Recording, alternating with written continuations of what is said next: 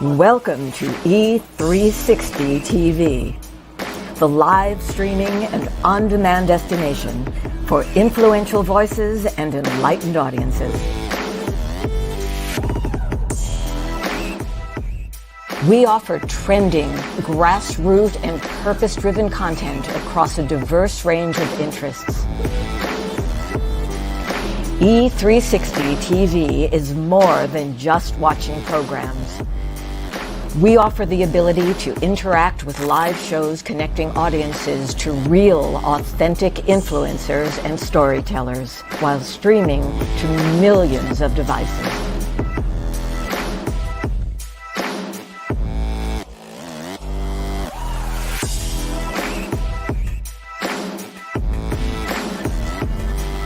Real experiences. Raw conversation. One destination for it all. E360 TV. 5 years ago, the Power of We Symposium was created to provide a platform for kids from all sectors where they could have a safe and comfortable environment in which to share both their joys and concerns. The Power of We Symposium is proud to have served over 250 kids throughout Romania when we took our mission global back in May of 2023. Now, 2 teams of amazing volunteers from both the U.S. and Romania embarked on an 8-day Legacy of Hope tour, bringing encouragement and hope to not only the kids of Romania, but also the adults who support them, and also to over 100 kids here in the U.S. who contributed handwritten letters of hope to our Romania mission of 2023. Now, this year, we are proud to provide this opportunity yet again in October, and we are super excited to up our game. New venue, 750 kids this time, and we want to see you there. We're looking forward to meeting you in person at this year's event, which promises, as always, incredible speakers, amazing content, and of course, some of the greatest kids on the planet. So, mark your calendars for October 24th, and we'll see you here in Chicagoland for the Power of We Symposium 2024. This year's theme is Always Together, Never Alone. Tickets are available now on Eventbrite or at powerofwesymposium.com.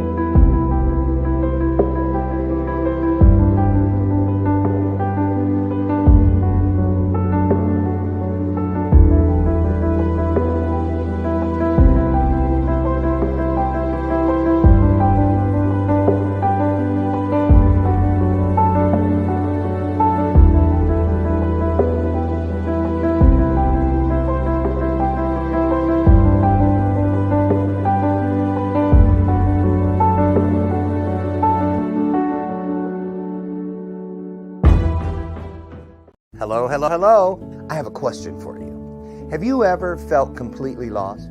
You know, seeking purposeful direction that could and should propel your mission within your divine journey to that next level, but still it hasn't happened. Well, my name is Lauren Michaels Harris, and I'm the founder of P3, the Journey Series. People come to me because they're wounded. Many are scared, and even there are those who are bruised simply because they feel that they are increasingly, for whatever reason, losing their ability to dream. Now, this P3 program is not for a person who's just looking to start a business, no, but rather for those of you out there who have been on your journey and you've been navigating within your divine purpose, but you still desire to elevate to that level that you have not reached yet. If this is appealing, if this describes you, then I want to have a chat with you.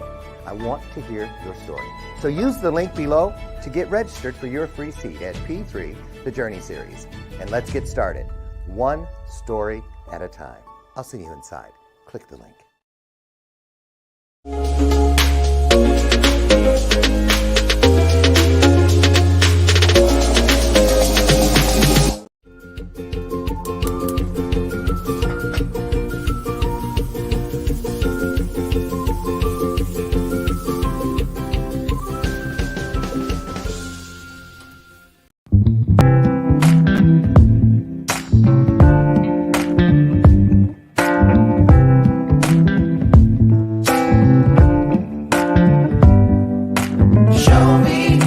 soul. Baby, I'll show you mine. Show me your soul. Honey, it's way past time. How explicit do I have to be? Need I spell it out before you get it, baby? Show me your soul. And honey, I'll show you mine. I'll show you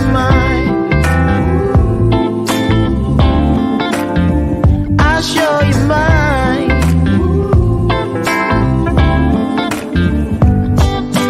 Boy, I'm standing right here holding up a sign,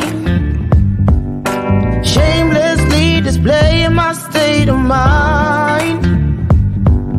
But you walk right past me, pretending like you don't see what's yours for the taking tonight. Wake up! I said wake up, get up, it's Friday, y'all. Ain't no sleeping in here. Good morning, good morning, good morning, good morning, good morning. How many is that? One, two, three, four. Good morning. And welcome to the Friday edition of Bathrobe Moments. I'm Goofy Dr. Lauren. I'm feeling it today. I've got a great show for you. We have a guest in the house that I love. We've had this conversation, but there's something special about this one. You'll see. Hang out. Listen, how you been since yesterday when we were together?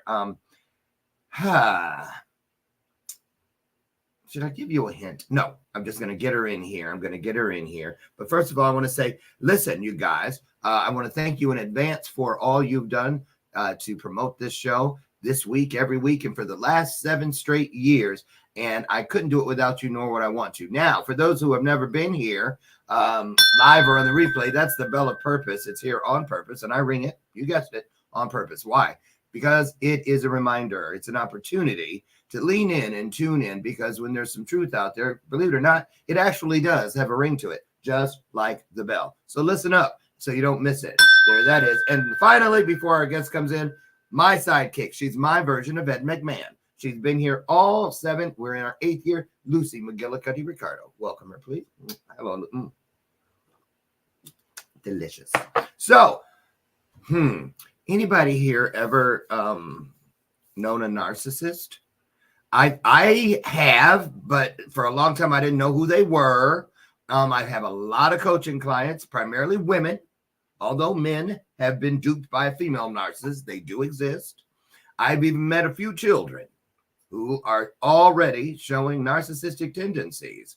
That's true. My husband is a therapist, and he works with a lot of kids, and he says, yes, it's rampant.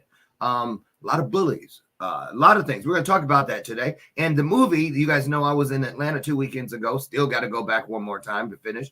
I play a district attorney in that movie, Fatal Betrayal, and he's a narcissist. So I had to try. I got to admit, though, it was really fun. Like, just not giving a shit. I mean it. I was like, am I really supposed to say these lines to her? And they were like, And it was fun, but it did not feel right, even in an acting role. So that's how deep in denial and all these other places and things that narcissists exist. They just don't have a freaking clue, right?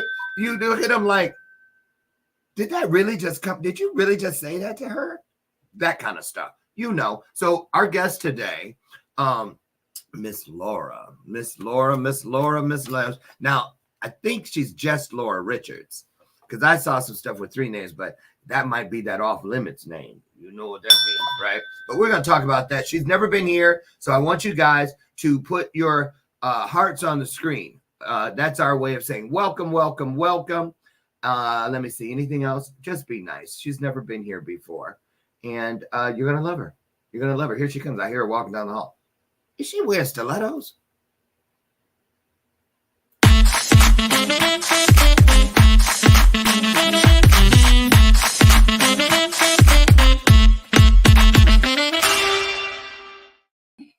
Did you get dressed up for us? I did. Oh, I thought I heard them clickety-clack, clickety-clack. I would not be wearing stilettos for you. Even you, Lauren. No, you don't like those? My feet are too old and tired. Oh, girl. We're never too anything. They may be so old, but they're not too old. Trust me. I bet you someone said, here's $1,000. Walk down that block. Oh, of course. Yes. Like, here. Shoot, I'd squeeze my big old planter's feet in there if I had to for $1,000. How you feeling? Will do it. I'm doing great. I love what you were saying about the movie that you had to play a narcissist. I love it. It was I thought it was going to be easy. It was when I was just rehearsing with my husband or reading my lines out loud Yeah. here. But when I actually was in the face of these women I know. in playing these scenes, it was like I would say stuff and then I almost wanted to duck because I was like, I know she's going to hit me with something. I would. But you're right. They don't care. And so if you're playing it like you don't give a shit, well, then you're ready. Mm-hmm. Yes. Now, before we get started, because I have a couple clips as we move down through the interview today to kind of set the stage. The first thing I'm going to do is give you 60 seconds, like I always do, to just let you vibe with them. I'll get out of here and I'll come back after 60, and then we can officially get started. And we're going to start with a narcissist. And I got a cute little 1 minute thing. Wait till you see this. It's so funny. So you take it away, fill in between the lines. And did I even say anything? No, I did not. you didn't say a word. You just threw me to the lion. I just threw. Well, I'll tell you this. So then you can take leave you the juicy morsels. So Laura, who is on the screen, is an international podcaster, and she's an author who's dedicated to the empowering of women. And she does it by providing a platform where they can share their profound stories of darkness and resilience. She through this acclaimed podcast, which is entitled "That's Where I'm At," Laura unveils her personal journey of recovery from are you ready? 32-year marriage to a narcissist. So that's why I got all up in there. So Laura, I'm just going to leave the rest. You come in, say hello, and I'll come back in about 60. All you. Okay. Take it away. All right. Hi, everybody. Yeah, I'm Laura Richards, and I was married to a narcissist for 32 years. And I didn't even know what a narcissist was until a couple of years ago. And then let me tell you, once you see it, you can't unsee it. And I'm sure that you have some toxic people in your life that are probably exhibiting these behaviors. And it doesn't even have to be that they are diagnosed, because a diagnosed narcissist makes me laugh, because they're not going to go anywhere near a counselor to even get diagnosed with anything, And so I was with him for 32 years, and I spent a lot of my married life thinking I was a failure and that I wasn't doing things right. And I started to unravel lots of lies in the last few years, actually, as we were getting divorced and right before we were getting divorced. And as I was talking about my recovery with people, feeling bamboozled, and I felt dumb for not realizing what was happening to me. But, we shoulda, coulda, woulda our life, right? That we just don't have to beat ourselves up for being in abuse and not realizing It's not your fault. It's not right. Exactly. Especially emotional and psychological abuse. Sometimes you don't even know what's happening. Exactly. So, okay, because I already know where I want to start with you with the actual questions. Yeah. But this is so funny. This little thing I found, it's actually on TikTok. And it's entitled, "If the Narcissist Was Actually Honest." Okay. This is what it might look or sound like. So I was going to say it's Dr. Jimmy. I know him. Yes. You do? It's Jimmy. Yes. That video is actually pinned on my Instagram because it's perfect. So yes, take it away. Here we go. Take a look, everybody. Hey, it's great to meet you. Oh, thank you so much. Yeah, you too. So I'm a narcissist. Yeah, but you seem so nice. Oh, I'm pretending. Really? Yeah, I figured out if I'm charming and funny and give you lots of attention and affection, then I can get you to fall in love with me. Why do you need me to fall in love with you? Oh, because then you're less likely to leave once I start lying and belittling and gaslighting you and chipping away at your self-worth in order to control and manipulate you. Huh. Yeah, it works especially well if you have a history of trauma where you tend to blame yourself even though you're the one being neglected. That sounds like abuse. Oh, it definitely is. Why would you do that? Oh, I'm deeply insecure. I can see that. Yeah, I have a massively fragile ego and a fear of rejection, so I've created a fantasy world in which I'm the center of the universe and everyone else is inferior. Wow.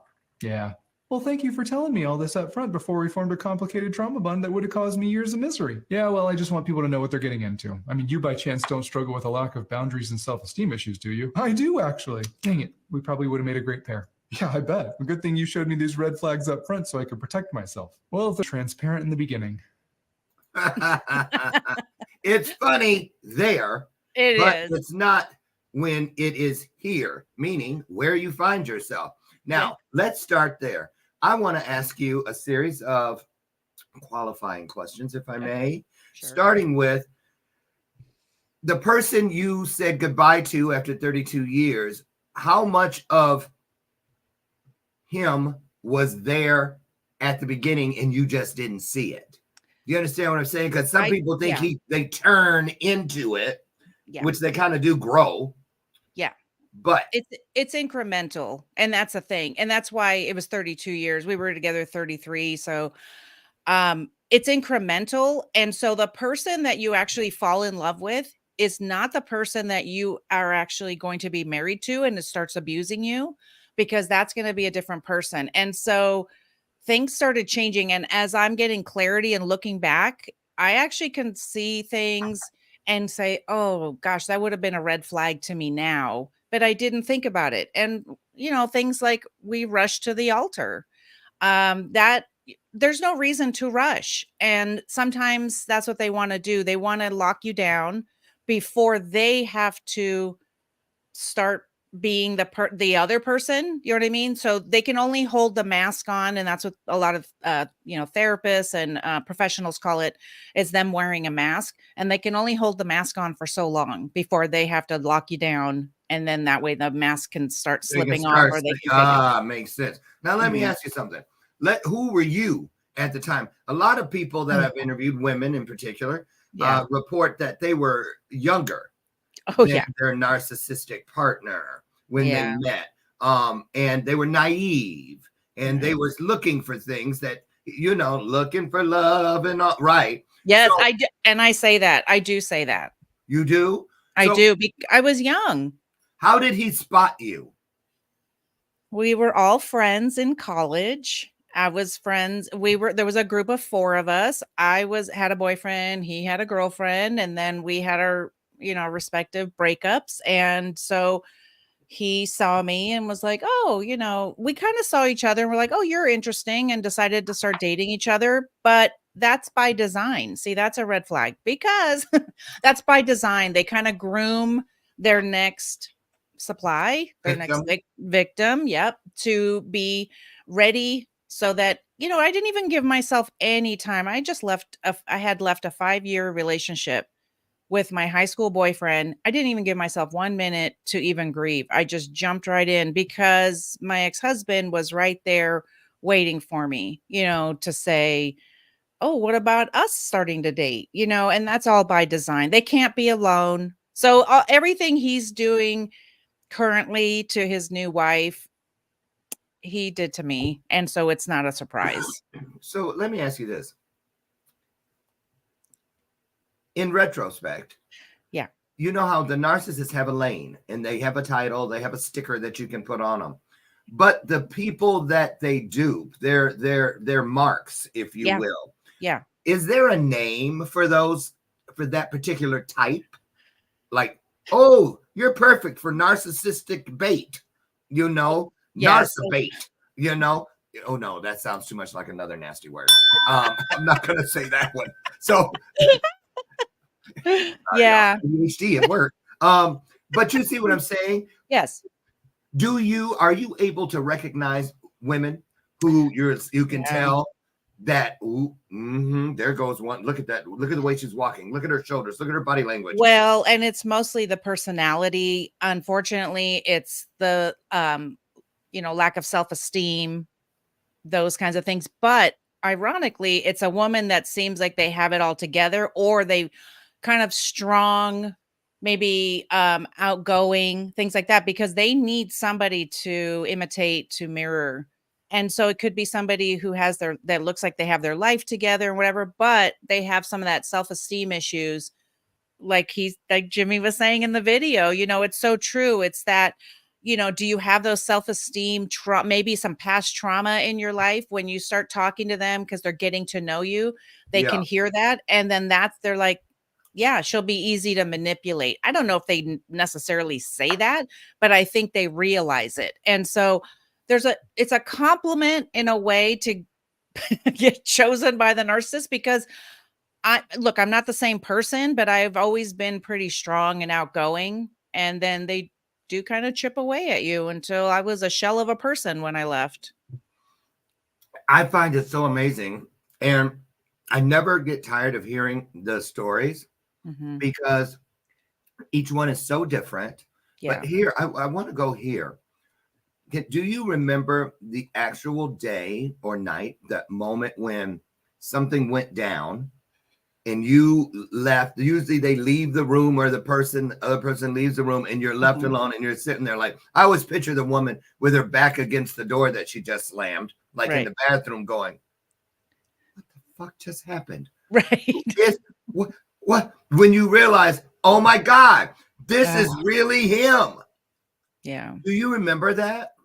There wasn't a one particular moment, but they started coming fast when I started finding out about, like, gaslighting, and I said, "Oh, he's doing that to me." So gaslighting is really trying to discredit or make you crazy, your thoughts, what you remember, because they tell you, "I didn't say that. I don't," "You're remembering it wrong," things like that, and I just believed him for a long time, but when I started figuring out he was gaslighting me, it started coming all the things started happening around me really fast. I was like, "Oh my gosh, he's doing this. Oh my gosh, I think he's a narcissist." And then I started to see it in even like our marriage counselor, which you're really not supposed to go to marriage counseling with a narcissist, No. because no, because there's an imbalance of power. And so what happened to us in our last marriage counseling was the marriage counselor said that he was very handsome, and what did I have to complain about? And so this was I was like, so now we're being gaslit by the therapist. And so they're just so charming that they will charm even professionals.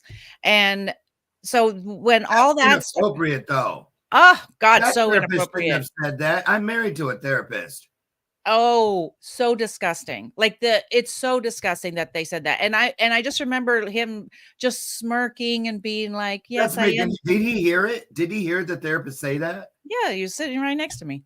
So then that makes it seem like he looks at you like, Yeah, he was. He was good idea. smirking. Now she's on my side, Yes, or he, I exactly. assumed. Ooh, And so I journaled a lot, and so there were just a lot of one right after the other going, "Something's wrong. I think he's gaslighting me," all these things. And so once you see it, you can't unsee it. And I just started seeing more and more and more to the point where I was like, I can't live like this anymore because he was never going to change. I didn't know the full extent of this whole narcissism. And I feel like I have a PhD in it at this point, but I didn't know the full extent.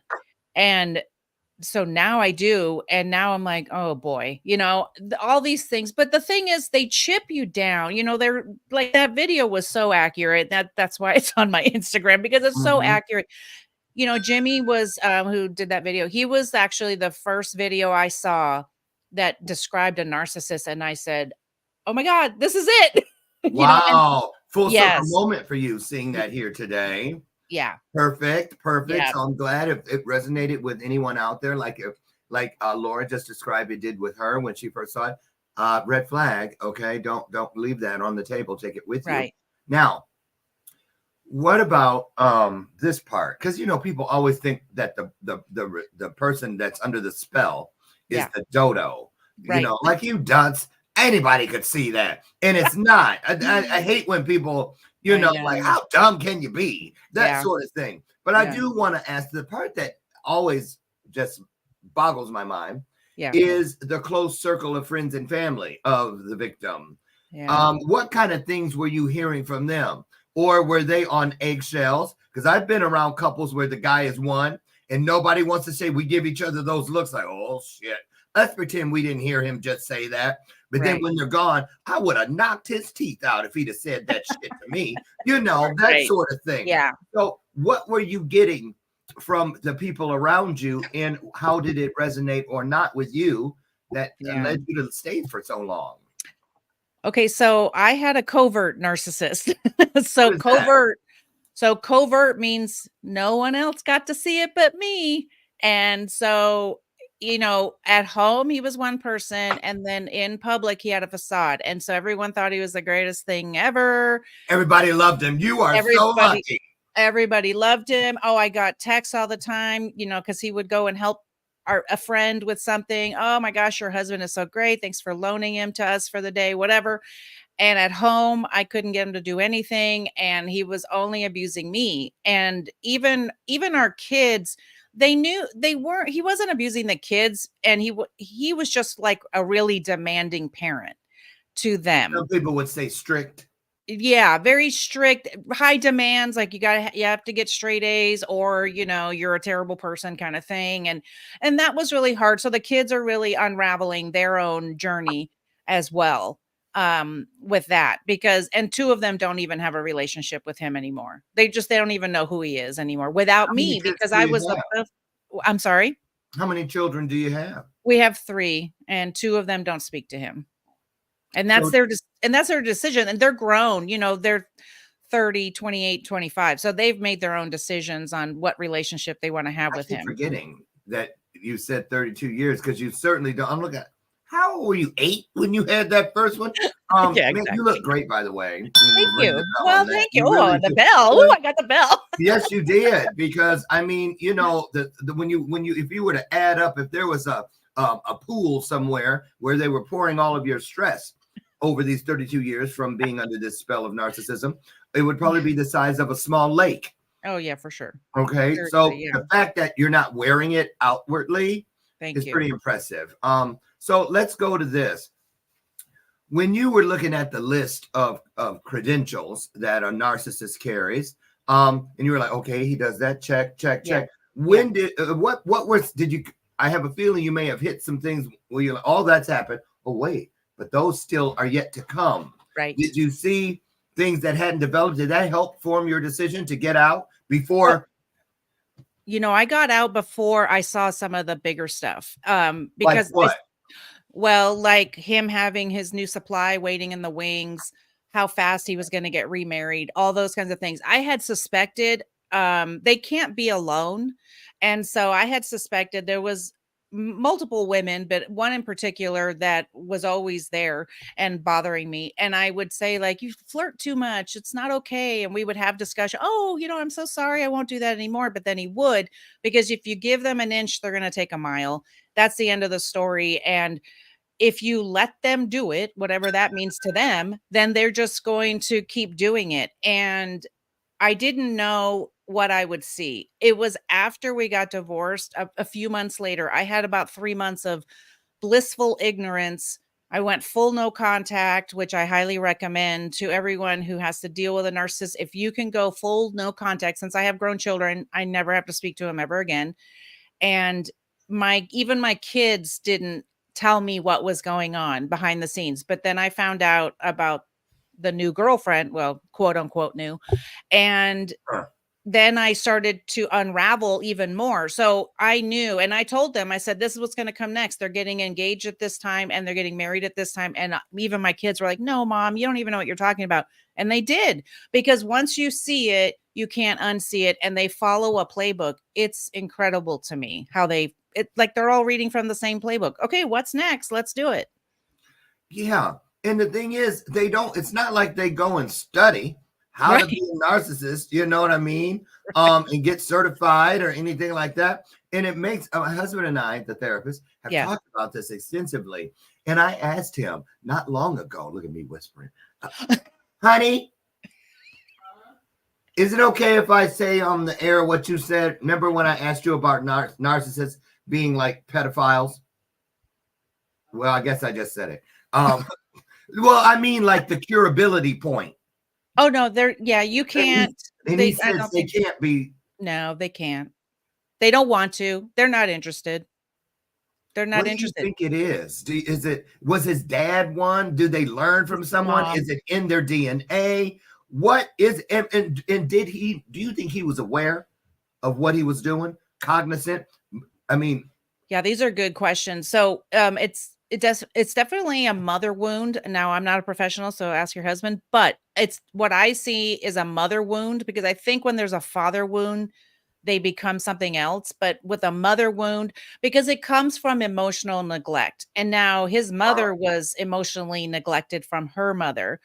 Of course, look, she was born in the 30s, these are things, right? Where who's doing all this emotional stuff, right? yeah. And so, like, she's the queen narcissist. I think of that. I'm so bad. You know, an Alien, when the giant alien comes out, that's what I think of as mother.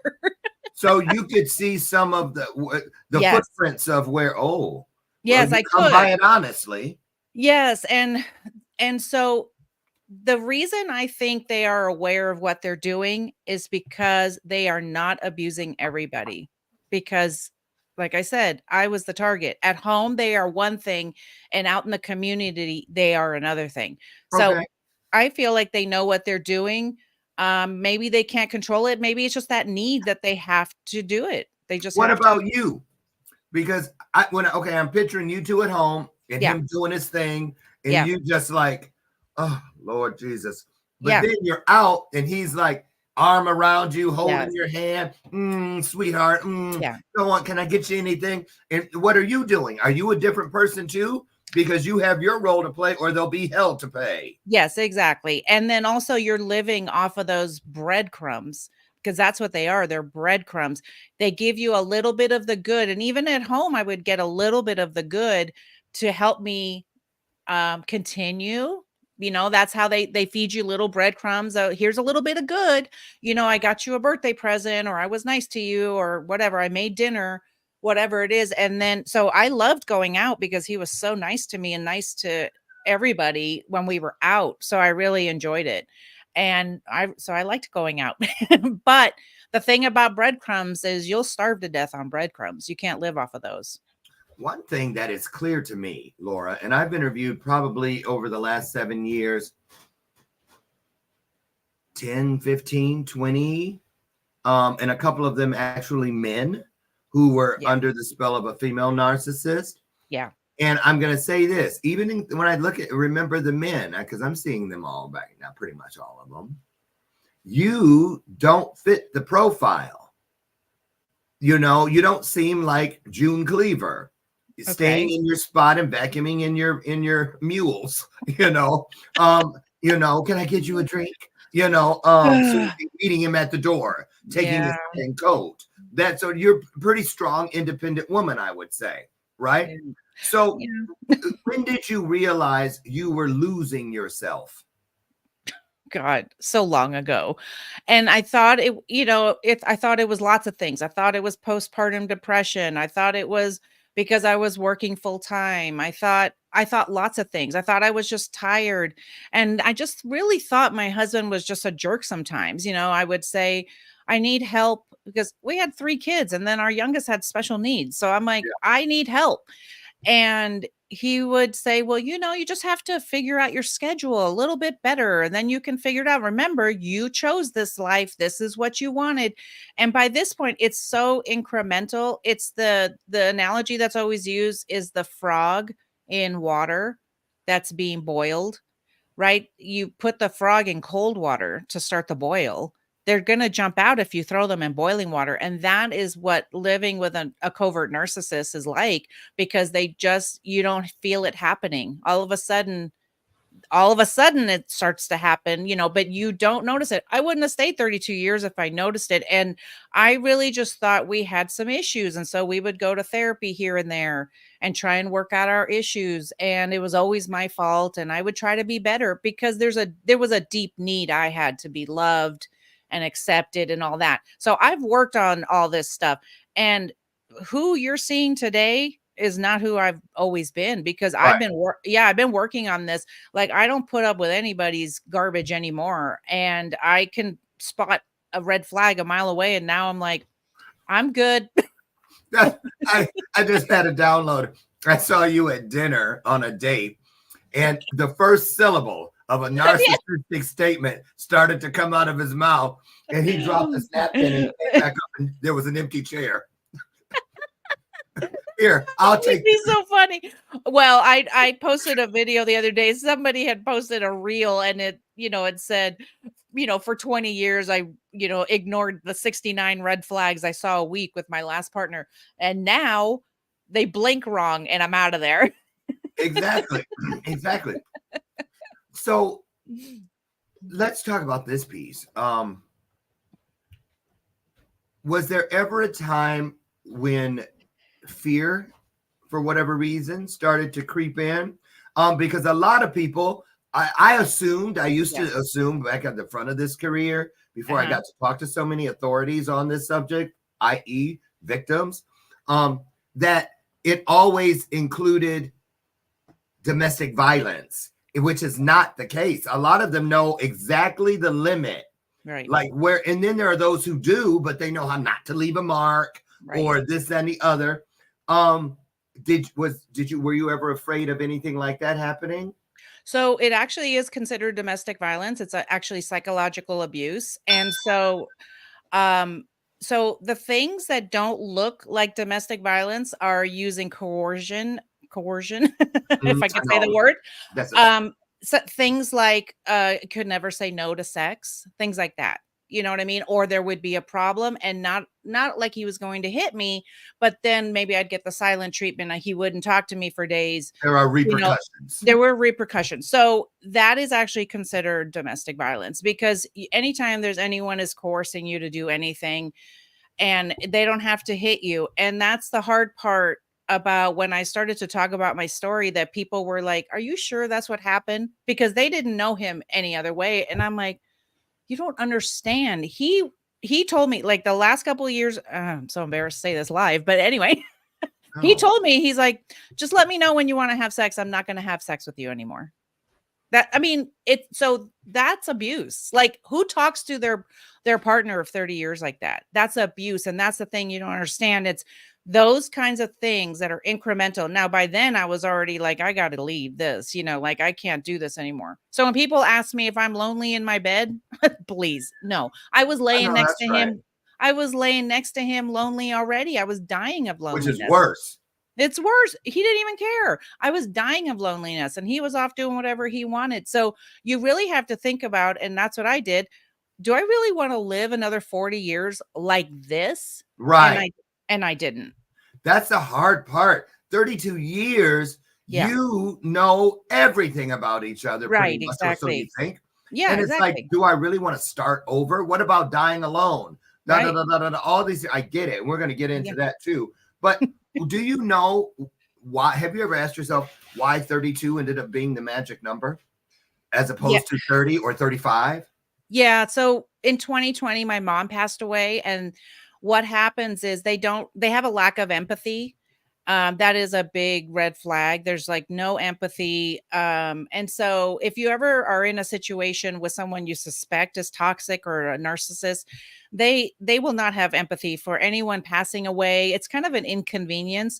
Okay, it's 2020 and it's my mother. You know what I mean? Like, so she passed away. He didn't understand why I was still sad after a few months. Now, COVID had already come then, right? Not yet. We think she did die of COVID, but it was right around the corner. Right before. Yeah. Yeah. And then the next year, our sister-in-law passed away and she did die of COVID. And so it was very traumatizing. It was during the pandemic. So we had these two big things happening. Of course, we're all in a pandemic. Congratulations, everyone. I was going to say, oh my God. Congratulations, everybody. You were in a trauma. So if you don't think you have a trauma to talk about, we were all in a trauma together. And then I also decided to leave my speech therapy career and stay home. And all those things were just not working for him. In therapy, he would sit and say, "Oh, yes, I support her. She can leave her job." But the biggest thing is that there is a lack of empathy. The way he did not care that my mother and our sister-in-law had passed away and I was still sad. He didn't understand why I was still sad because they don't have that empathy. And so that was the biggest eye opener for me and why year 30 was like, oh boy, I need to get out of this, because it was like, you can't even be sad that my mother is gone, so that didn't make sense to me. And that's why it started to be around year 30. Did you gather your children together to start the conversation of, look, y'all, ... I finally come to my senses and I'm leaving him. And if so, what was the response? I mean, because you feel like an obligation. A lot of people stay together for the sake of the kids. And they're, like you said, yours are grown and they were gone. Yeah. So what did they say? Did you hear this response? Well, finally. Yes, I did. It's about time. Yes, I did. That's Wow. exactly what I heard. My kids told me they were proud of me. They really did.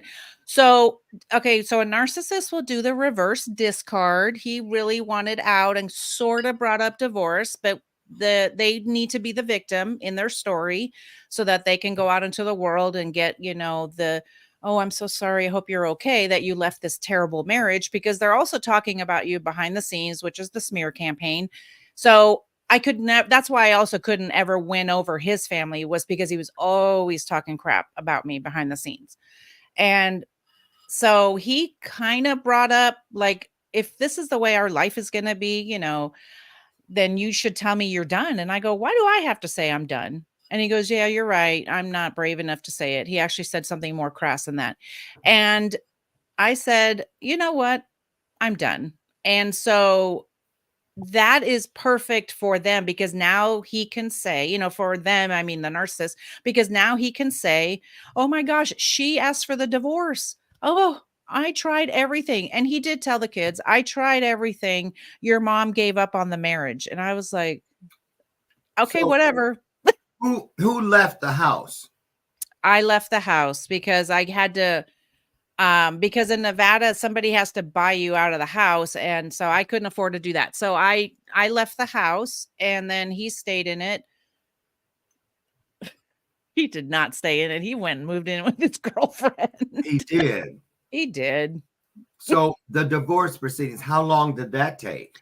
It was only 6 weeks. He had somebody waiting for me, or for him. He had somebody waiting in the wings. So he just, like, we, powered through in Nevada. It's pretty easy to get married and divorced. And it's 50-50. We didn't have any businesses or minor children. So everything was just So split no in War half. of the Roses. No, we just split everything in half. It's the law. We didn't have to negotiate anything. And That was nice.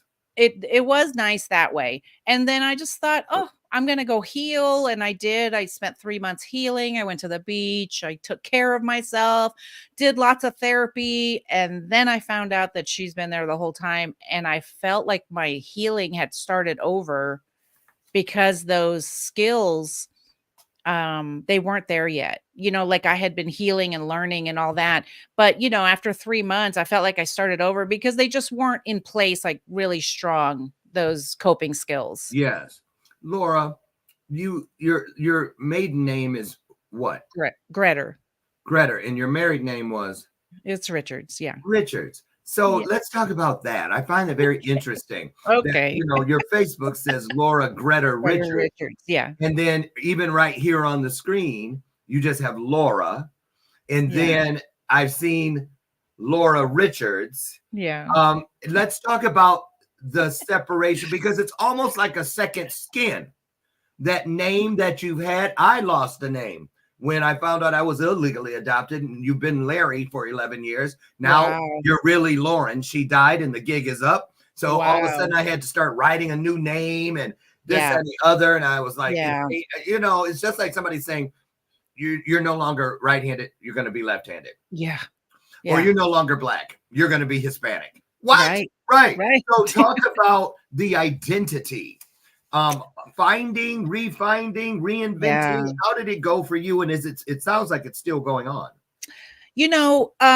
Well, you and I talked about that, maybe going to Laura Greta Richards. I did think about that. So that's something I'm considering after you and I have talked, kind of as my stage name. But, I've been Richards longer than I've been Greta. And so I decided, I know it's crazy. And so I decided to keep it.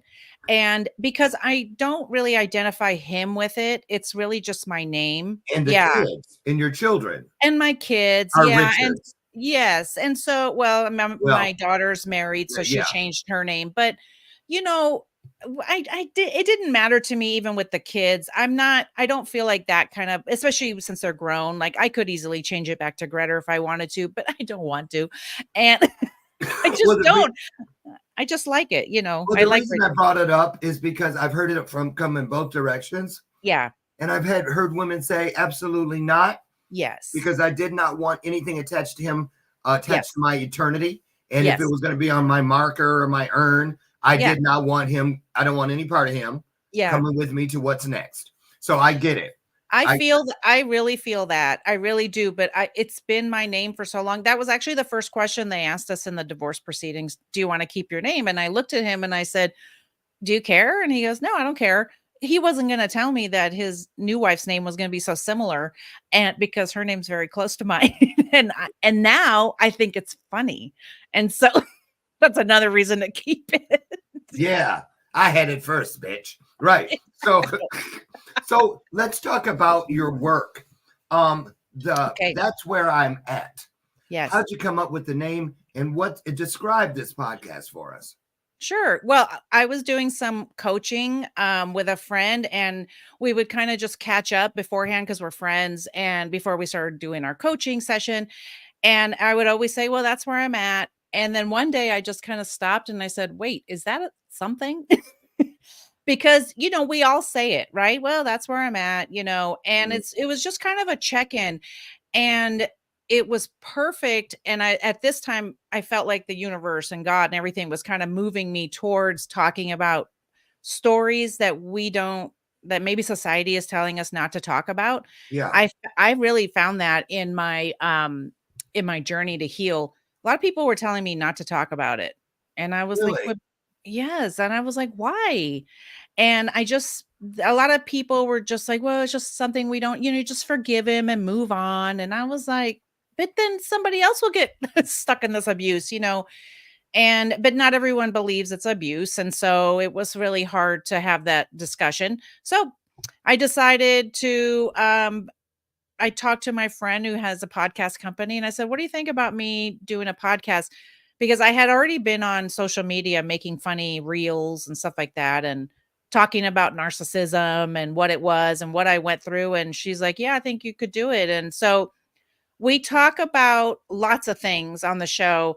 My focus is narcissistic abuse recovery, but I talk to coaches and therapists and everybody to talk about how you can heal. And if it's not exactly your story, you're going to get something out of it anyway. So maybe you don't want to go to therapy, but maybe you'll want to listen to a podcast. And I have lots of tips and tricks for you. And I call out all their tactics and I just help people in their journey of healing. Ooh, may I nominate my husband to be on your show? I'd love it. That would be Oh, great. wonderful, Dr. Brian. Everybody out there, y'all know. I would Um, love it. really?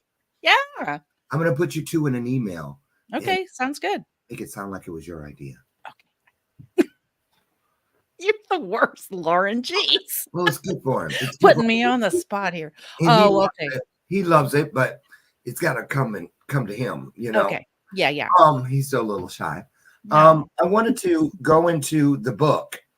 Yep. You've written a book. There's Hope, 52 Keys. So obviously one for each week Yep. to healing after divorce. Talk about that, please. Well, I wanted to write a little something, to help you guys heal after divorce. And I wanted to give you, like, if you have no ideas, if you're like, I don't even know what to do today, you can open up the book and check it out. And there'll be something for you to try that week for your healing. It's very short, it's very simple. There's space for journaling and things like that. And journaling was one of the things that really helped me. So I just wanted to give everybody something to work on when you don't even know what you can do next. Right. That's beautiful. I love that. Thank you. How long have you literally been divorced? So how far along the healing path are you? About 19 months, 18 months. Oh, wow. Yeah, 19. Yeah. Not very long, about a year and a half. Yeah, if this was the newlywed game, you'd still qualify because you had to be married 2 years or less. So divorce 2 years, you wouldn't even yeah, you could still get on. So how do you feel the healing is going? You know what I mean? Have you gotten used to, you had the whole house before? And sometimes people downsize and go to apartments or get roommates. Yeah. Everything changes. You walked away from your career of decades as a speech. Okay. So how different is your life today? And where's your level of joy today? Oh my gosh, so much joy, so much peace. And that's the biggest thing. And I would live in a ditch rather than live in that marriage, and that's how I truly feel. And so, yes, I live in a really small condo. I love every second of it because I have peace and I'm very happy. And my cat's with me. There she is. Yeah. She's she's taking her morning nap. She already because we got up early to be with you. I So we just are, gotta say this. I remember when we first came on the Discovery Call, one of the first things I said to you was how I love the room thank that you're you. in because it just feels so zen-like. Oh yeah. Every It's so single thing peaceful. you put there had decades of waiting room experience. It feels like all that peace was waiting in the foyer. It's so true. Like the things I do now, even my son lives with me and he'll say like, "Oh, you do that now, mom?" I'm like, "Yeah, you never know what I'm going to do because Laura 2.0, who knows what she's going to do, you know?"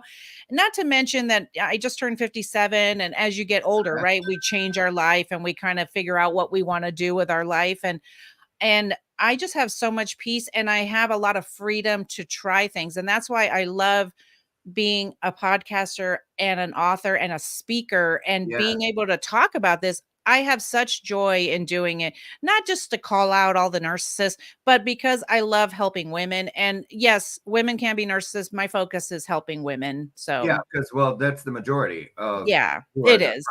Yeah. So what about this? Are you in the same town? Yes. So, okay. So what about this piece? When you run into people from that life and they're I like, haven't. I "Oh, haven't, thankfully. you And when you haven't?" I haven't, because I live on the other side of town, and so every once in a while, my friends will say, "Hey, do you wanna go to, a particular restaurant?" And I'll be like, "Okay." And so I kinda keep my wits about me in case they walk in the door, but I haven't seen anybody. It's great. Wow. I know. I'm really thankful. I really feel like, man, I don't know if God's protecting me because running into your ex takes on a whole new meaning when you're driving a car. Yeah. Oh, yeah. Oh, that's funny. I wish I had because I had a clip from War of the Roses pulled up and see Rambo Oh, in his car with that big old truck with yeah. him in it. And I was like, that would have been a perfect segue. But I also thought not just him and her, Yeah. when people get divorced, oftentimes Yeah. their friends go to one side or the Yeah. other. Yeah. And I just wonder, so how was that? How was the division? Did you Yeah. were your eyes opened Yes. when that all went down? Who went where? Any Yes. surprises there? Yes. I mean, I unfriended all of his that I knew were his friends. And because I didn't want to see, what he was going to be doing with his life, I really truly went full no contact, unfriended all of our mutual friends, blocked him on social media. And then that's the biggest surprise is when you are going through your healing journey, you're going to see friends start to fall away Mhm. because your healing and your freedom and your peace sometimes rub people the wrong way. And Yeah, they, because they don't want they're looking for their own. yes. And so it's some people they can't handle it. Some people maybe just don't come around as often. But yeah, that was a surprise to me.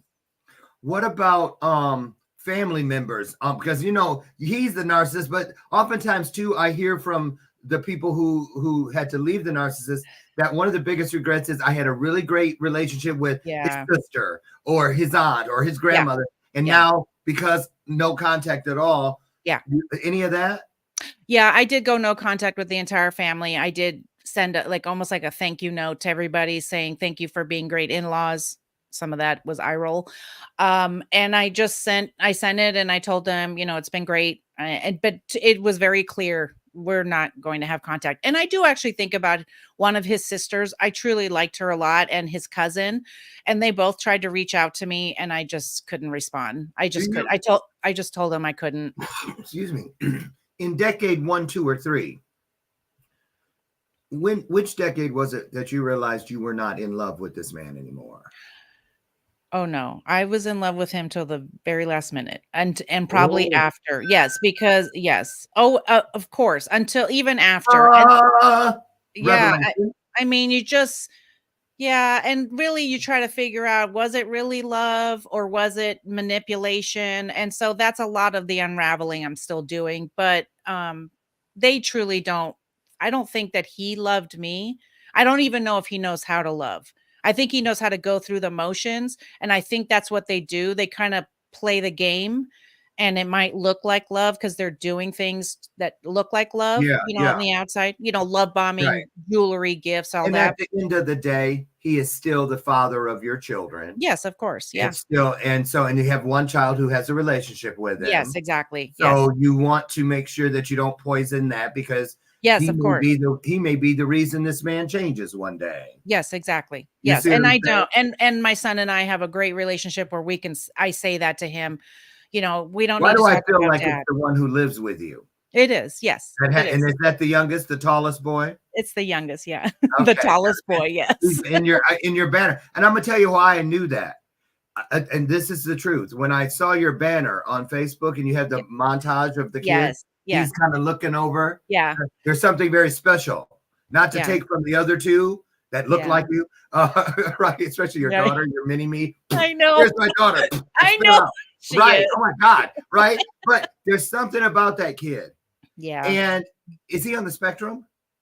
No, but he was born deaf, and so he's my special one. And He so just looks like he has a glow of anointing around I'm him. telling you, he's so sweet. I don't know how he was so Right. well adjusted. I have no idea. So he is completely deaf. Yes, but he wears cochlear implants to hear, so he lives a normal life. Wow. Yeah, That's a whole nother show. I know, Man, and that's why I became a speech therapist, to help kids like him. that is awesome. Listen, along the bottom of the screen is Laura's Instagram. And you already know one thing that's pinned there because you saw it today. If you were here at the top of the hour, head over there and check out all things Laura. And then also the podcast. Here's the podcast on Facebook. That's Where I'm At podcast. Yep. And I'll put that up there so you can see YouTube again at That's Where I Am At. I'm at. Yeah, that's where I'm at. I'm trying to, you get one letter off. I know. Yeah, they Emma, can find me everywhere on That's Where I'm At podcast. I'm everywhere. That's Where I'm At. And how often does it air? Every other Wednesday. Every other Wednesday. Okay, Yep. so wherever you get your podcast, just ask Alexa to take you there. That's right. She'll oh yeah. Oh, you should. Every one of them in the house will start talking. You shouldn't have said her name. I know. It's so funny. We spell it. Just like I say Alex or the robot. oh, because I remember the day ours started talking on its own. Yes. No prompting. But would you like to hear a joke? I was like, you want to end up in a garage sale? Say something without being spoken to first. Exactly. Keep that up. You won't be in here. Right. So oh my gosh. Hang out 1 second afterwards. I have something for you. Okay. Okay. Thank you so much for and having we would me love to here. get you back. I want to send you forward to some of the show hosts Great. on the network that I just know would just love to have you. Great. I love it. Everything about you is just so effervescent. God, so Lauren, proud. thank you. You are so good for my self-esteem. Oh, no, I'm telling you, you're really great at what you do. I believe it is a calling. And finally, you're going to be not to take away from the speech therapy. Yep. That's the thing you were paid for, but I believe you are now inside of what you were made for. Thank you. And there's a big difference there. So Yeah. listen, you guys, excuse me, I've been fighting it, but I can't. I got to take my inhaler. Yeah. High smog day, apparently, here in Chicago. Oh, geez. Here we go. Listen, you guys. Thank you, Laura, for all you've done today. And thank all of you for showing up every day, Monday through Friday, right here at 8 a.m. Central, shameless plug, for Bathrobe Moments. Listen, have the best weekend ever. I'll see you Monday morning, God willing, over on the front porch, where together we'll come in here and have yet another illuminated conversation. In the meantime, remember every day, call on everything that was created to assist you, your angels, the spirits, whatever you believe in, and maybe even a couple things you don't. Give it a try. What do you have to lose? Give them permission to help you find a little piece of your highest self. You will be shocked at what they bring. Take that with you. Have a divine everything. And remember, as I say always, as we get out of here, I love you, and there's not a damn thing you can do about it. Have the best day ever. I see you guys Monday. Thanks, Lord. Great job. Really, really great job. Thank you. Bye, everyone.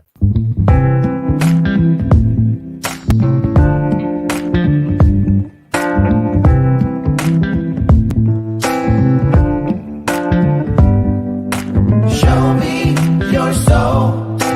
Baby, I'll show you mine. Show me way past time. How explicit do I have to be? Need I spell it out before you get it, baby? Show me your soul, and honey, I'll show you mine. I'll show you mine.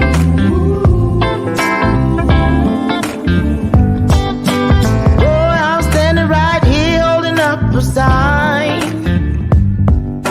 shamelessly displaying my state of mind.